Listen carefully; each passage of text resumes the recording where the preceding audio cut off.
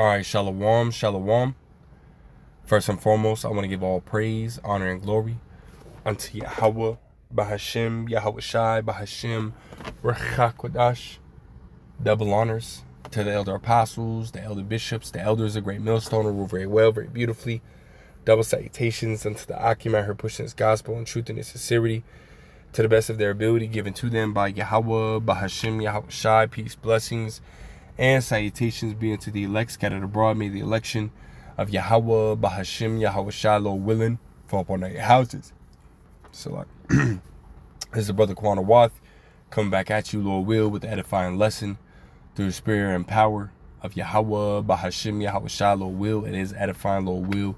It is straight to the point. And, ultimately, I was just meditating, on really a lesson to go into, and just, started looking at some of my, highlighted precepts, and, came across, a precept I had highlighted in Sirach, the 35th chapter, and we're going to get into it, but it ultimately, reminded me, of, Second Esdras, the 3rd chapter, right, where Ezra was ultimately, just sitting there, right, pleading to the Lord, like, hey, man, these heathens, are over this, and they're committing wickedness and whatnot, and and just inquiring, hey, when are they going to be brought down, and we going to get our reward, right? When are we going to be put on top, man? And that was such a heavy chapter, man. Because hey, bros be feeling like that, man. When you go out into the world, man, and you see these heathen, right, ultimately prospering, and they're ultimately committing wickedness upon wickedness upon wickedness, you over here sitting there like, damn, man, like.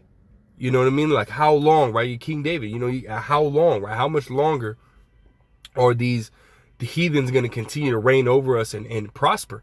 And you ultimately sit there and you start throwing, curses on these fucking heathens, man, and on America. And you start praying to the Lord that he ultimately speed things up. And that brought me and reminded me about, Second Esdras, or it's like the decree, thinking about Second Esdras, the 3rd chapter on the brain, but the decree that Elder Apostle Tahar ultimately made, right, at the end of 2024, that all the camps should throw curses on Babylon. And when that happened, bro, 2025 has been one insane year, when dealing with prophecy. Everything's happening so fast, and it's multiple things at once, and it's getting harder and harder to keep up, watching videos, getting into these different, news articles and whatnot. It's hard to keep up with a lot of the things that are happening, man. So the Lord heard that prayer and is speeding everything up, man. Which is what, the Lord ultimately shortening those days, man. So we're at the time where the Lord Yahweh Shem Shah is speeding shit up and is soon going to judge the heathen, man. But the point I wanted to ultimately make in this lesson, man, is continue to throw up those prayers, continue to throw up those curses on this place, man, right? To continue to speed it up even faster, right? Continue to pray that Yahweh B'Shem Shai speed it up even faster, But I'm going to start right here in Sirach. It's like Isaiah 62 and verse 6. It says, I have set watchmen upon thy walls. And those watchmen are ultimately the prophets today, the true prophets of Yahweh B'Shem Shai, that are ultimately out here on the highways and byways, making their body a living sacrifice, as well as throughout the week, making these video epistles, man, every single day, right? Our elder apostles, right, doing multiple videos a day. Elder Apostle Hart does 2, 3, sometimes 4 or 5 videos a day, man, whether they're short, long, it don't matter, constantly putting out videos, man, being examples, right, of that diligence, man, right, which is ultimately trickled down, right, for the elder bishops, elders, Akim, such as myself, right, constantly doing videos every single day, man, to the best of our ability, those right, those are the watchmen, right, the true prophets Yahweh Shem Shai, right. It says, O Jerusalem, which shall never hold their peace day nor night, ye that make mention of Yahweh B'Shem Shai, keep not silence. And you got brothers that when the Western Hemisphere, right over here in the Americas, right, is asleep, right, in the dark. Hey, well, you got brothers in the Eastern Hemisphere, in Europe, right, Holland, Germany, right, over there in Rome, right, Italy and Rome, brothers all over the world, Australia, in the UK, right, doing videos, man, right? So it's a 24-hour thing, constantly. It's like a hamster wheel, right? Constantly going around, right? Videos coming out every single day, man. Every hour of every day, if you will, man. Which is a beautiful thing. But nonetheless, hey, that's what we need, man. That's what we need, right? In order for Yahweh Bashim Shai to speed this up. Constant videos and prayers and curses being thrown up, so that way we can get the fuck up out of this bitch, man, right? And it says right here, verse 7, it says, and give him no rest, right? No rest, right? Give who no rest? Give the Lord Yahweh through his only beloved begotten son, Yahweh Shai, no rest, right? Till what? Till he establish, until he make Jerusalem a praise in the earth, man, right? Bro, that he bring the heathen down, right? And set up Jerusalem a righteous rulership in his stead, right? Starting with Yahweh Shai, the 144,000, which are, the governing body, and then the rest of the elect, and then the heathen being, captives under them, right? Being servitude unto them, under them, that's what we want, man. And we got to constantly be throwing up these prayers, constantly be throwing up these curses, on this place, praying to the Lord, right? Scriptures talk about pouring out our complaint unto the Lord, because that's ultimately what we need to do, man, in order to get out of here, in order to, for the Lord to speed things up, which brings me to my next precept. Sirach, the 35th chapter, and we'll start at verse 16. It says, he that serveth the Lord shall be accepted with favor. And again, that reminds me of the, the lesson that the elder apostle Tahar, or that's like elder apostle Gabar did earlier, right? Ultimately making sure that you're making the right sacrifice, right? You're ultimately not, just out here, being bugged out, speaking any old thing, man. No, man. You gotta have this, this truth, right? And be breaking down the scriptures, properly, man. Presenting our bodies a living sacrifice and doing it in the right spirit, man. Right? Because as it says in Psalms 4 and 5 in the NLT, right, it says to offer up sacrifice in the right spirit. So not only do you need to ultimately make that, make that sacrifice, but you need to make the sacrifice in the right spirit, and the correct sacrifice, man.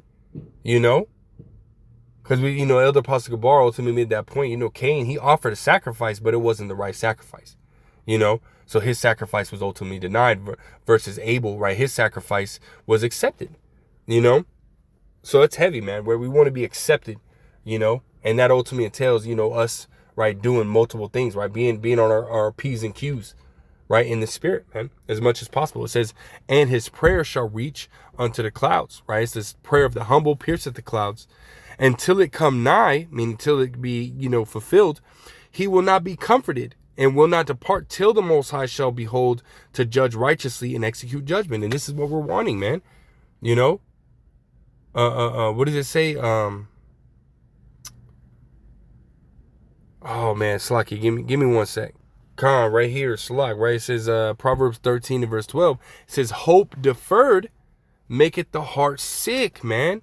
Meaning you're not, as I said, right? You're not comforted, man. You're not, you know what I mean? You're just kind of sitting there like, damn, man, like, fuck, right? It says, but when the desire cometh, it is a tree of life, right? So let's read that again.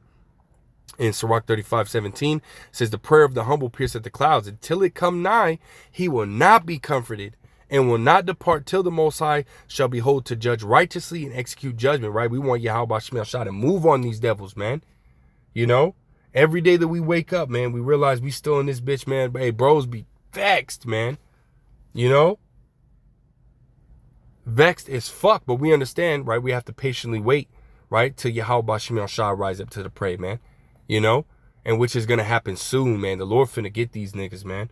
But I'll keep going. Verse 18, it says, for the Lord Yahweh Bashim Shai will not be slack, neither will the mighty be patient toward them, till he have smitten in sunder the loins of the unmerciful, right? And we understand that Esau, Edom, right, first and foremost is the unmerciful, man.